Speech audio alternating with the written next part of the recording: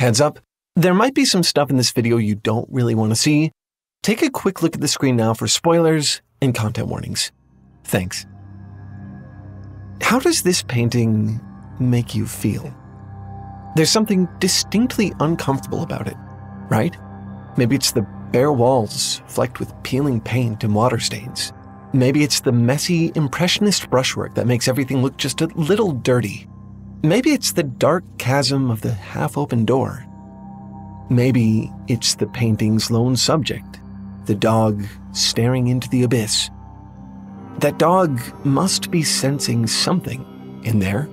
Its ears are perked, it's poised and alert, ready for danger.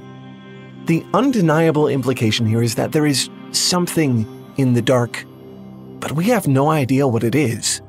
We have no idea if there is actually anything in there at all. This, by all accounts, is a very normal painting full of very normal things.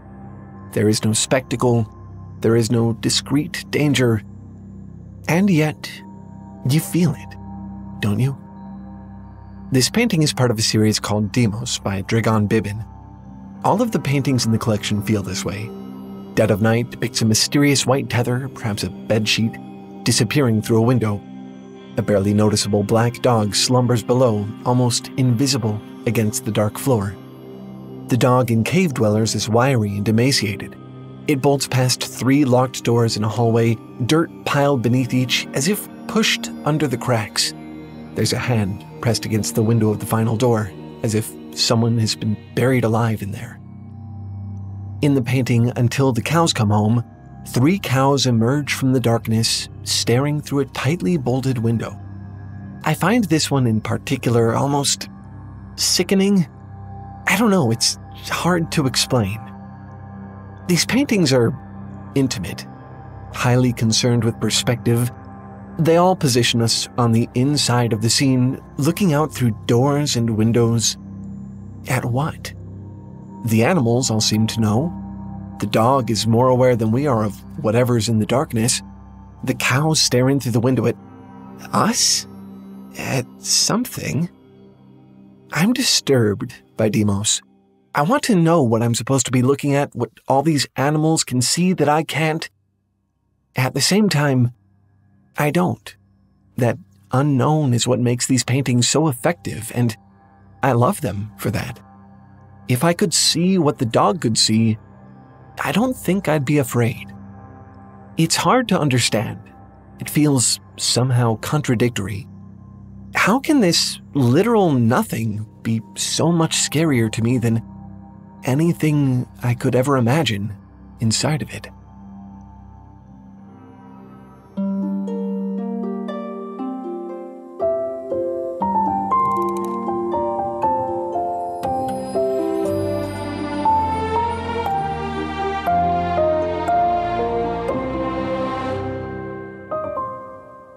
As H.P. Lovecraft once wrote, horror and the unknown and the strange are always connected.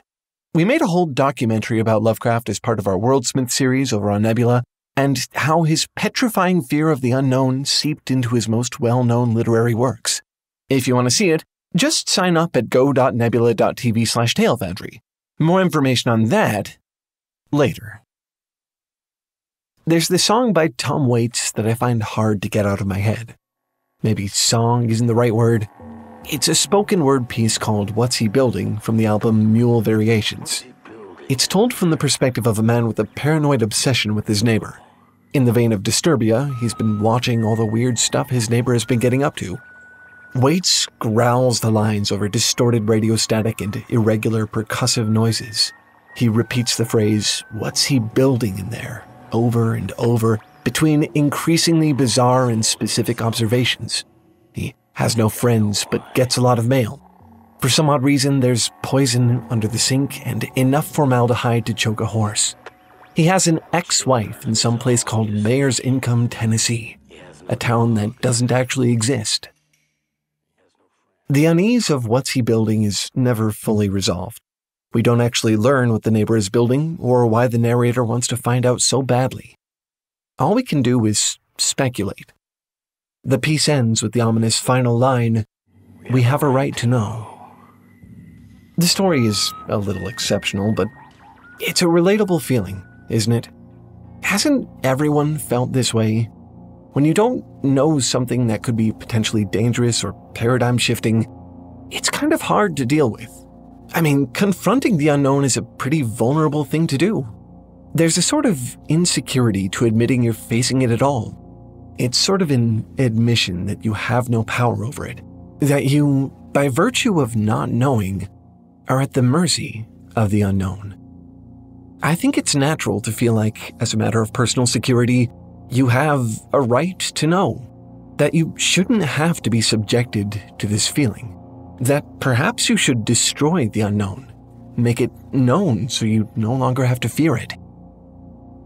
Usually, discovery is presented as a bold, fearless thing. Think of all the stories of intrepid explorers charting untrod lands, scientists unmasking the mysteries of the universe, detectives carefully deducing the motives behind impossible crimes.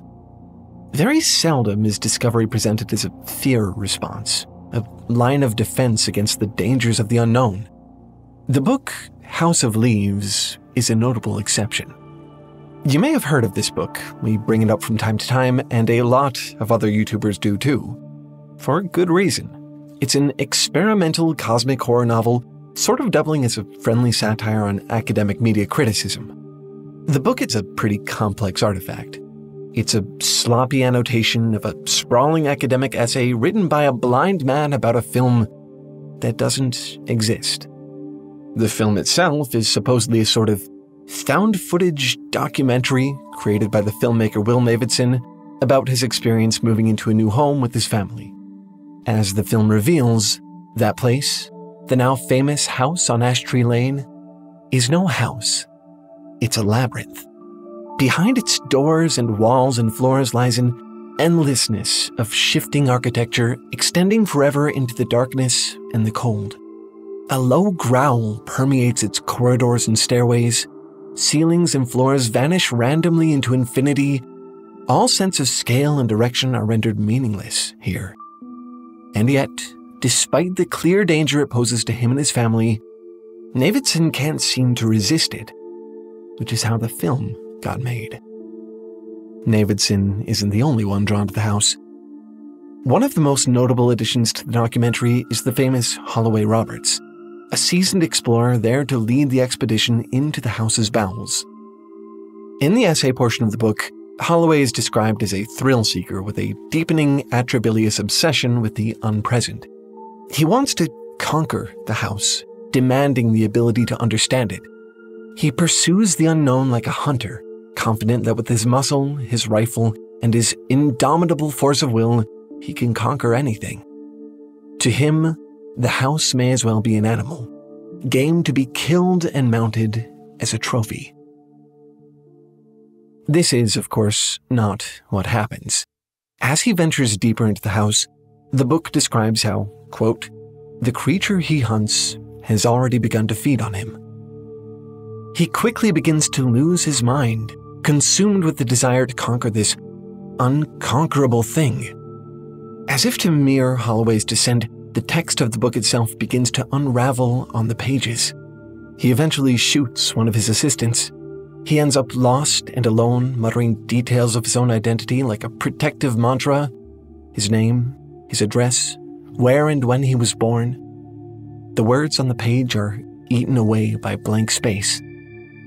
Injured, starving, freezing cold, and convinced there's something stalking him in the dark, Holloway finally comes to the realization that what he faces cannot be subdued. It isn't just any monster. It is the demon of his own inadequacy in the face of the unknowable. Unable to grapple with this final confrontation, feeling the beast closing in on him, Holloway finally turns the rifle on himself and pulls the trigger. As the essay puts it, the absence of an end became his own end. Holloway is far from the first to be destroyed by his lust for the unknown, and certainly won't be the last.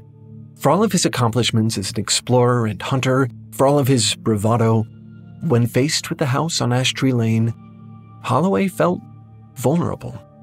It's why he resorted to violence and aggression against the house, the darkness. He was too afraid to encounter something that was impossible for him to understand, to master. Not everyone reacts this way to the unknown, of course. It doesn't always have to turn into a violent urge for subjugation or conquest. But I think I can understand the emotions that drove Holloway's response to this confrontation. The unknown does have a way of making you feel inadequate, incomplete, weak, as if you're alone in the dark. I think for many, attempting to destroy it is a pretty understandable defense mechanism. It feels safe to be able to understand and conceptualize a thing, to put it in a box and label it taxonomically. That's what it means to destroy the unknown, usually. At least, that's how I mean it here. But paradoxically, the one inevitable result of discovery is more unknowns. The more we hear about the strange neighbor and what he's building, the more questions we have about him. The further Navidson and his companions descend into his house, the more incomprehensible it becomes. Answers almost always create more questions. Questions create more questions. The more we learn, the more we realize we don't know. Which means that the unknown is, in a sense, infinite. It grows and stretches to extend just beyond the reach of any who try to conquer it. Even if you think you have a right to know, to never be made vulnerable by that which you don't, the effort is ultimately futile. Discovery may not be a perfect defense mechanism against the unknown. It may not even be effective. So what about just not knowing? What if sometimes the unknown is actually protecting you?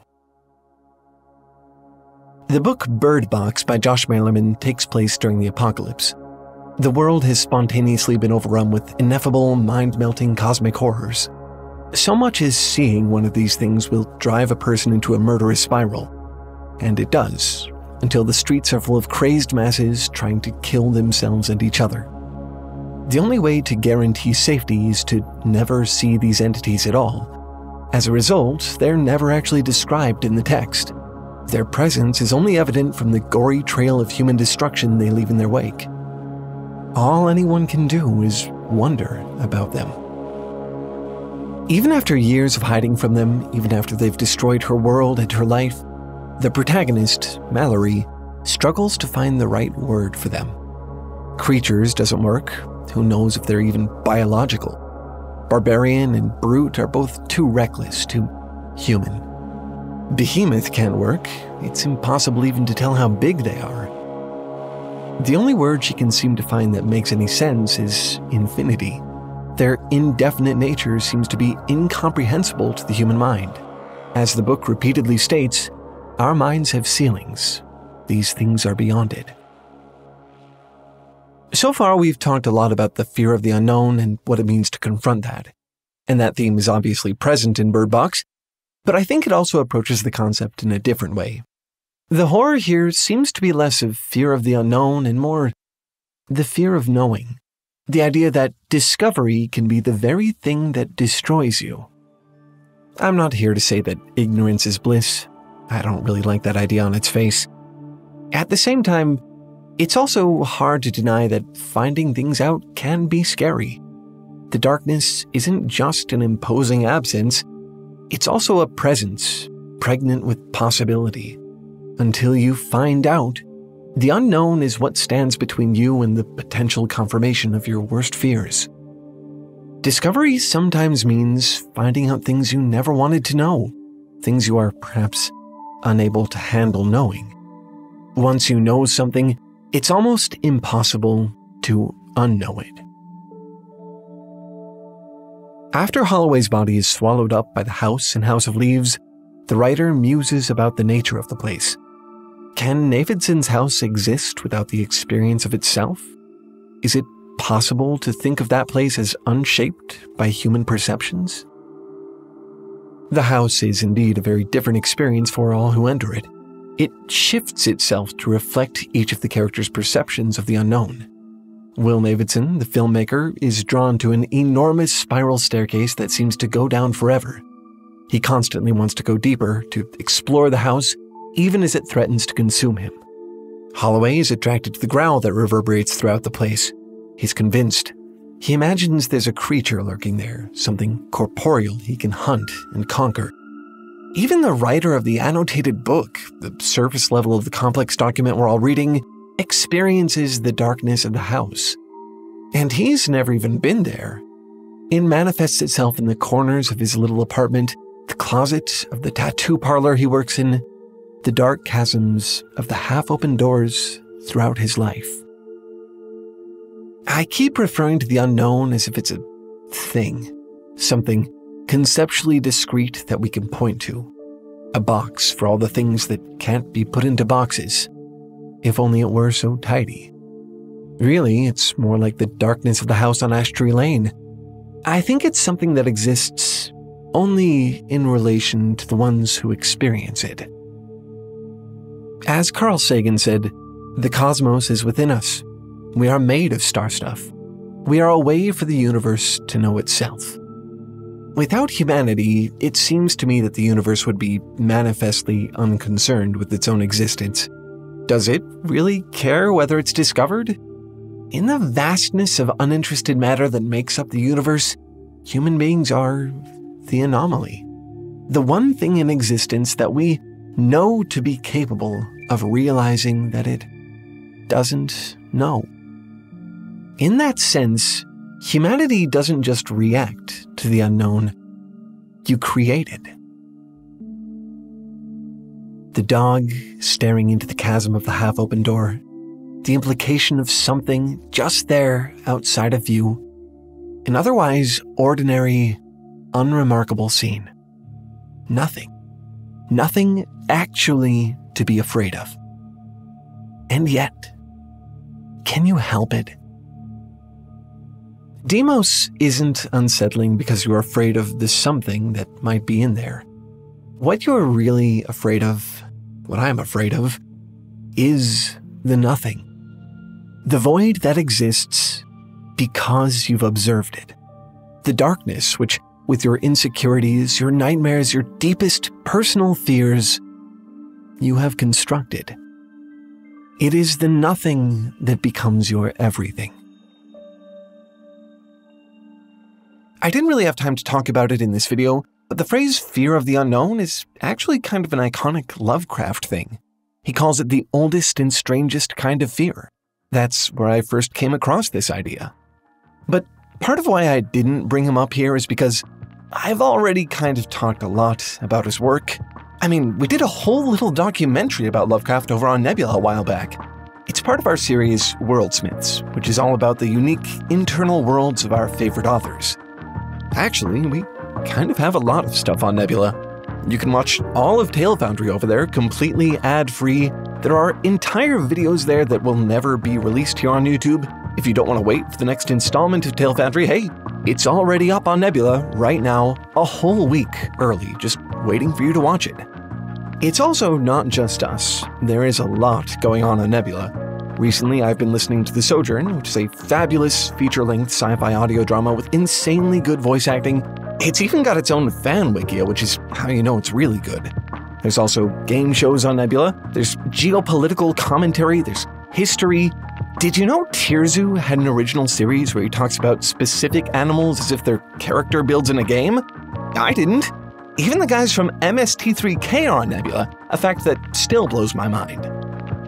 Honestly, I'm probably not the first creator you've heard mention Nebula. I promise it's not a conspiracy. It's just kind of a perfect platform for us, that's all. It was specifically built for us. It allows us to make content without having to worry about being demonetized and even pays us to make our own original content. That's how Worldsmiths got made. Suffice it to say, there is a lot on Nebula. Probably a little too much considering its price tag. It's usually only $6 a month or $60 a year, but if you use our link, go.nebula.tv/TaleFoundry, it's only going to run you $36 a year or, get this, just $3 a month. $3. Less than the price of a Starbucks drink. And along with your membership, Nebula will even give you guest passes every month so you can bring friends in and share what you're watching. Again, visit go.nebula.tv/TaleFoundry to get access to all of this stuff for just $3 a month. Nebula is just so great. It's been one of the most important parts of our show for years at this point. I feel lucky to be a part of it. I hope you'll go check it out. It's worth it. Anyway, that's all for this one. Thanks for watching and keep making stuff up. I'll see you next week. Bye!